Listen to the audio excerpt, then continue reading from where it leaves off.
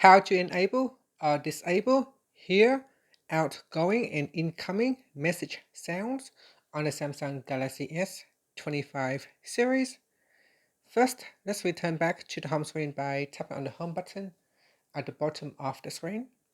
Now from the home screen, open up the text messages app. Next, tap on the picture icon at the top corner. Then in here, scroll down and then tap on Messages Settings. After that, in here, we go down and tap on here, Outgoing and Incoming Message Sounds. Tap on the toggle button to disable or to enable this particular feature.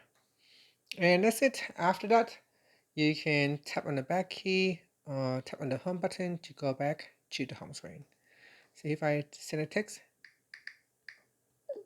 and when I send a text message, you can hear it make that small sound. And that's it. Finally, tap on the home button to go back to the home screen.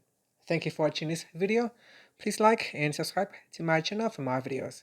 And that is how you can turn on or turn off incoming or outgoing text message sound on the Galaxy S25, S25 Plus, or the S25 Ultra. Thank you.